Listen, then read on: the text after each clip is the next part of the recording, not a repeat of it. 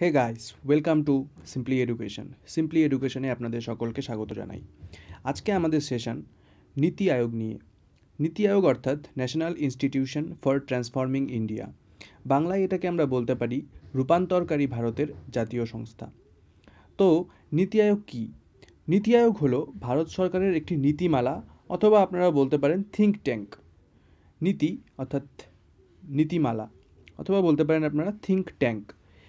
তো এটি হলো একটি বটম টু টপ পদ্ধতির মাধ্যমে, বটম টু টপ পদ্ধতি কি আমরা পরে পড়ব, বটম টু টপ পদ্ধতির মাধ্যমে অর্থনৈতিক নীতির নির্ধারণ করা। কি পদ্ধতিতে? বটম টু টপ পদ্ধতিতে। এবং এই নীতিতে ভারতবর্ষের সমস্ত রাজ্য সরকারও জড়িত হওয়ার ফলে সমস্ত সবাই মিলে অর্থাৎ সমবায়ে ফেডারেলিজম যাতে স্ট্রাকচার যাতে মজবুত হয়, অর্থাৎ ভারত একটি ফেডারেল কান্ট্রি, তো ফেডারেলিজম স্ট্রাকচার যাতে মজবুত হয় সেই অর্থেই টেকসই উন্নয়নের লক্ষ্যে এই নীতি আয়োগকে বানানো হয়েছে অর্থাৎ ফর্ম করা হয়েছে। নীতি আয়োগের ফুল ফর্ম আরেকবার বলে দিচ্ছি, National Institution for Transforming India Aayog. Okay, আসুন প্রথমে আমরা নীতি আয়োগের একটি পটভূমি অথবা ব্যাকগ্রাউন্ড দেখে নেওয়া যাক। প্রথমে কিন্তু ভারতবর্ষ স্বাধীন হওয়ার সময় নীতি আয়োগ বলে কিছু ছিল না। ভারতবর্ষ স্বাধীন হওয়ার সময় যেটা ছিল সেটা হলো পরিকল্পনা কমিশন অথবা প্ল্যানিং কমিশন, যার দ্বারা আমাদের বিভিন্ন 5 ইয়ার প্ল্যানগুলি আসতো। First 5 year plan, second 5 year plan, এইভাবে। তো ভারত সরকারের পরিকল্পনা কমিশন ছিল এমন একটি সংস্থা যেগুলি অন্যান্যগুলির মধ্যে ভারতের পঞ্চবার্ষিকী পরিকল্পনার সূত্র দিয়েছিল। এটা কোথা থেকে এসেছিল? এটা এসেছিল তৎকালীন সোভিয়েত রাশিয়ার সমাজতান্ত্রিক অর্থনীতি থেকে। 1950 সালের 15ই মার্চ এটি স্থাপন করা হয়েছিল ভারতে পরিকল্পনা কমিশন অর্থাৎ প্ল্যানিং কমিশন। আর এর প্রথম সভাপতি ছিলেন তৎকালীন প্রধানমন্ত্রী জওহরলাল নেহেরু। তখন যে এই প্ল্যানিং কমিশন অথবা পরিকল্পনা কমিশন ছিল, এর কিন্তু মূলত দুটি কাজ ছিল।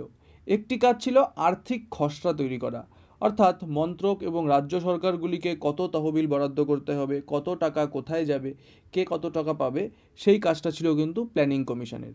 তার সঙ্গে তারা কী করতো?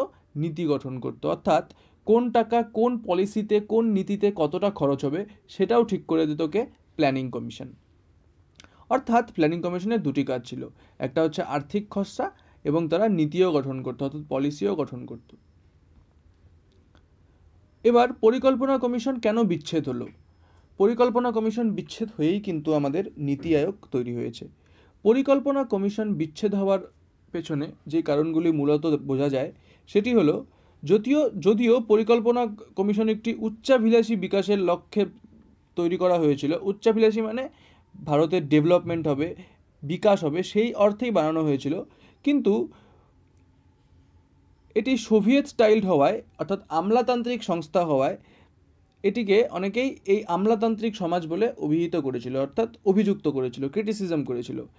আর তার সবচেয়ে বড় ধাক্কা লাগে যখন 2012 সালে প্ল্যানিং কমিশন দুটি টয়লেট সংস্কারের জন্য 35 লক্ষ রুপি অর্থাৎ টাকা ব্যয় করে ঝাঁকুনি খায়।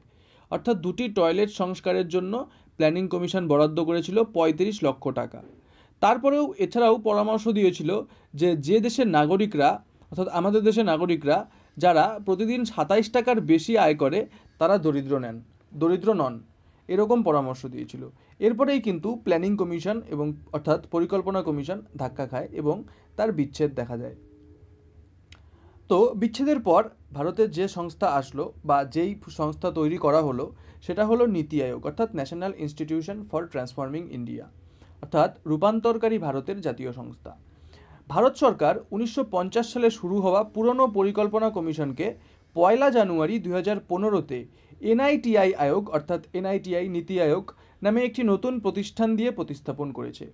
এটি প্রধানমন্ত্রী সভাপতিত্বে কাজ করে, অর্থাৎ নীতি আয়োগের প্রেসিডেন্ট কিন্তু অর্থাৎ চেয়ারম্যান কিন্তু ভারতের প্রধানমন্ত্রী অর্থাৎ বর্তমানে শ্রী নরেন্দ্র মোদী। নীতি আয়োগ উন্নয়ন প্রক্রিয়াটিতে একটি গুরুত্বপূর্ণ দিক নির্দেশক এবং কৌশলগত ইনপুট সরবরাহ করার চেষ্টা করে।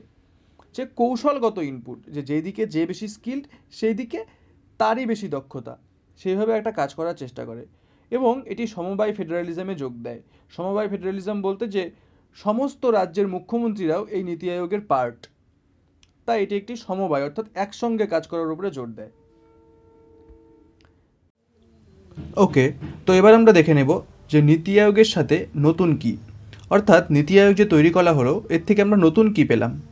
তো দেখুন, কেন্দ্র থেকে রাজ্যের যে একমুখী নীতি, যা পরিকল্পনা কমিশনের যুগে একটি অত্যন্ত গুরুত্বপূর্ণ বৈশিষ্ট্য ছিল, এখন রাষ্ট্রগুলির একটি আসল এবং অব্যাহত অংশীদারিত্বে পরিণত হয়েছে।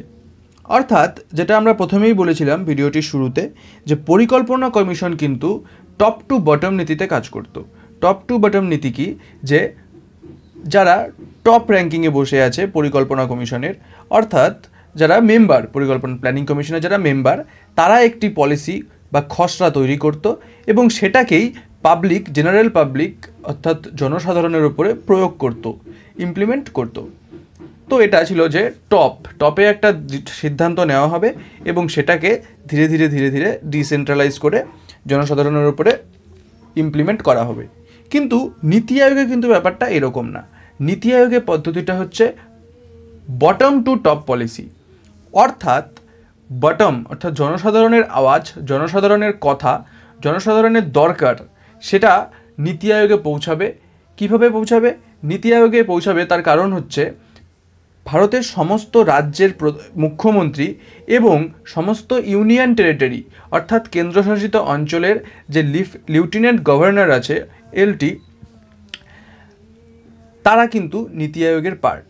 তাই সেই সমস্ত রাজ্যের মুখ্যমন্ত্রী এবং লেফটেন্যান্ট গভর্নর কেন্দ্রশাসিত অঞ্চলের, তারা কিন্তু নীতি আয়োগে তাদের রাজ্যের মানুষের কথা তুলে ধরবে এবং নীতি আয়োগের মেম্বাররা সেই রাজ্যগুলির অসুবিধা সুবিধার উপরে ডিপেন্ড করেই কিন্তু তারা নতুন পলিসি তৈরি করবে।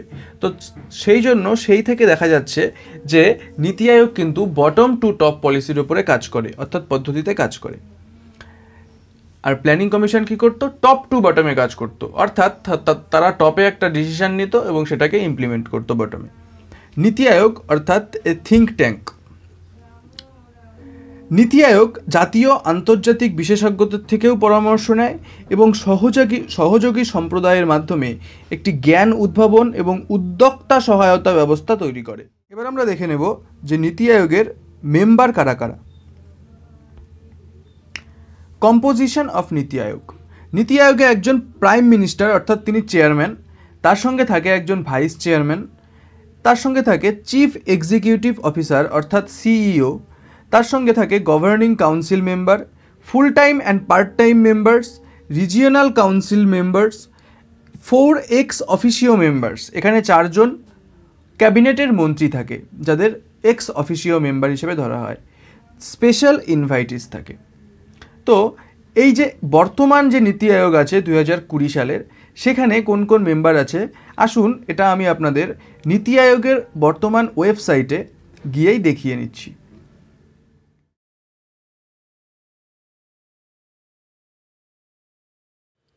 আমরা এখন চলে এসেছি নীতি আয়োগের অফিসিয়াল ওয়েবসাইটে। তো এখানে আমরা দেখে নেব যে নীতি আয়োগের বর্তমান কম্পোজিশন কী আছে। তো দেখতে পাচ্ছেন প্রেজেন্ট কম্পোজিশন অফ নীতি আয়োগ। নীতি আয়োগের চেয়ারপারসন পদে রয়েছেন Shri Narendra Modi, honourable prime minister. Vice chairperson রয়েছেন doctor Rajiv Kumar. Full time members রয়েছেন 3 জন, Shri VK Saraswat, professor Ramesh Chand and doctor VK Paul. Ex officio members আপনাদের বলেছিলাম যে 4 জন ক্যাবিনেট মিনিস্টার থাকে। তো Shri Rajnath Singh, minister of defence, Shri Amit Shah, minister of home affairs, Shrimati Nirmala Sitharaman, minister of finance and minister of cooperate affairs, Shri Narendra Singh Tomar, minister of agriculture and farmers welfares, minister of rural development and minister of panchayati Raj.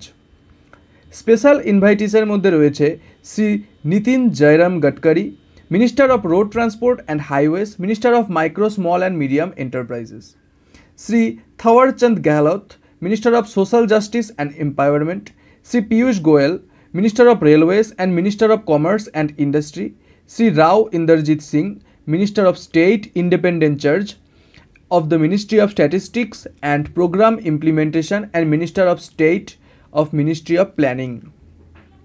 Chief executive officer পদে রয়েছে কিন্তু শ্রী অমিতাভ কান্ত। এছাড়াও রয়েছে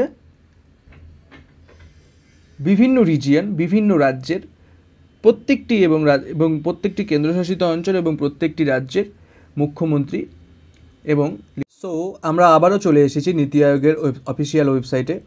তো এখানে দেখে নেব নীতি ইনিশিয়েটিভস অর্থাৎ প্রোগ্রামস অফ নীতি আয়োগ।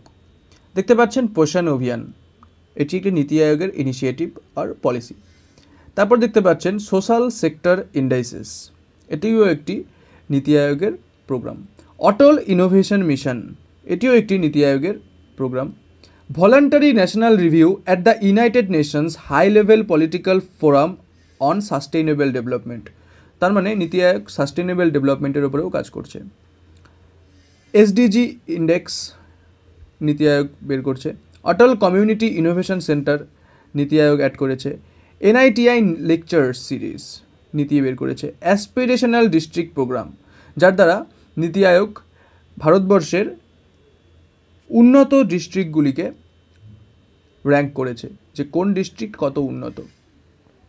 ওমেন এন্টারপ্রেনিয়রশিপ প্ল্যাটফর্ম, এটিও একটি গুরুত্বপূর্ণ ইনিশিয়েটিভ, যার দ্বারা ওমেনদের এম্পাওয়ার করা হয় যাতে ওমেনরাও এন্টারপ্রেনিয়র অর্থাৎ শিল্পক্ষেত্রে অগ্রগতি লাভ পায়।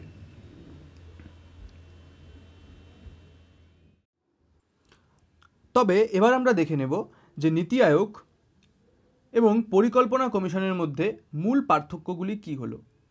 নীতি আয়োগ ও পরিকল্পনা কমিশনের মধ্যে মূল পার্থক্য যেটি হলো পরিকল্পনা, অর্থাৎ প্রথমেই আপনাদের বলেছিলাম যে পরিকল্পনা কমিশনের কিন্তু দুটো কাজ ছিল, অর্থাৎ তারা দুটো কাজ করত।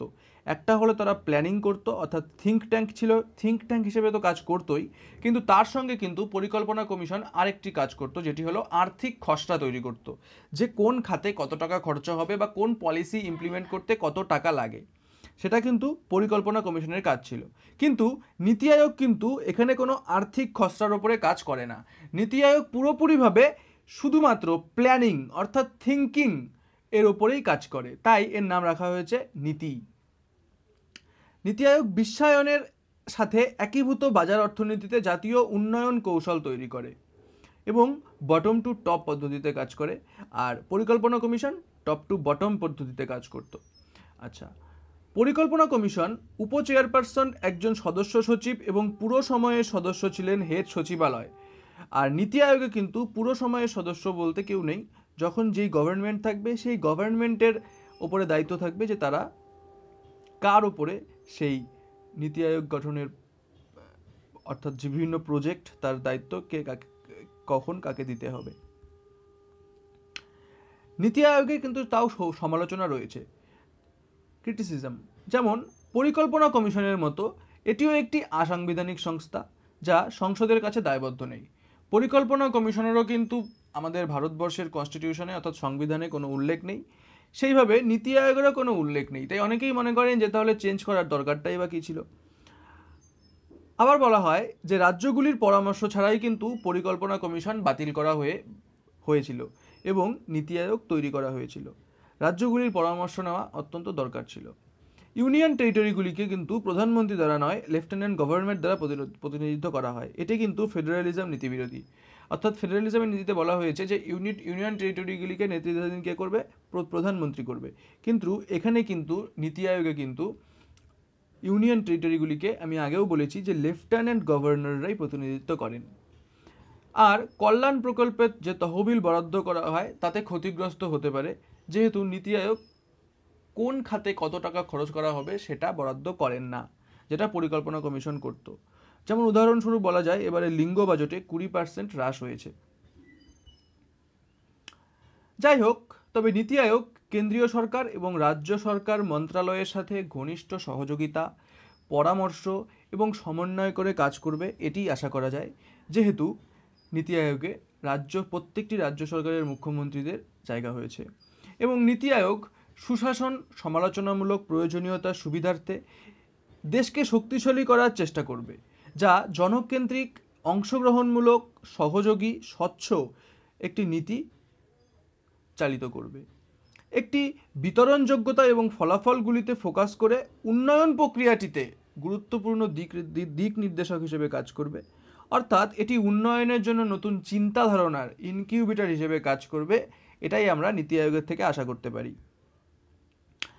আর যেগুলি ওয়ান লাইনার নীতি আয়োগের ক্ষেত্রে মনে না রাখলেই নয়, সেটি হলো অমিতাভ কান্ত নীতি আয়োগের বর্তমান প্রধান নির্বাহী অর্থাৎ সিইও প্রধান নির্বাহী কর্মকর্তা চিফ এক্সিকিউটিভ অফিসার, এবং রাজীব কুমার হলেন বর্তমান ভাইস চেয়ারম্যান নীতি আয়োগের। এনআইটিআই আইন ভারত সরকারের একটি পলিসি থিঙ্ক ট্যাঙ্ক এবং একটি পরিকল্পনা কমিশনকে প্রতিস্থাপন করেই কিন্তু ভারতে এসেছে 2015 সালে। আর নীতি আয়োগ যে সম্প্রতি প্রকাশ করেছে 2018 সালে শীর্ষ জেলাগুলির যে লিস্ট প্রকাশ করেছে, তার মধ্যে তামিলনাড়ুর বিরুধুনগর, ওড়িশার নওপাড়া এবং উত্তরপ্রদেশের সিদ্ধার্থনগর কিন্তু 3টি জেলা যারা প্রথম তিনে এসেছে, যে কিসের ভিত্তিতে অনুপ্রেরণামূলক জেলাগুলির মধ্যে শীর্ষে এসেছে। তামিলনাড়ুর বিরুধুনগর প্রথম, ওড়িশার নওপাড়া সেকেন্ড এবং উত্তরপ্রদেশের সিদ্ধার্থনগর থার্ডে। Thank you for watching Simply Education. Hope you like it.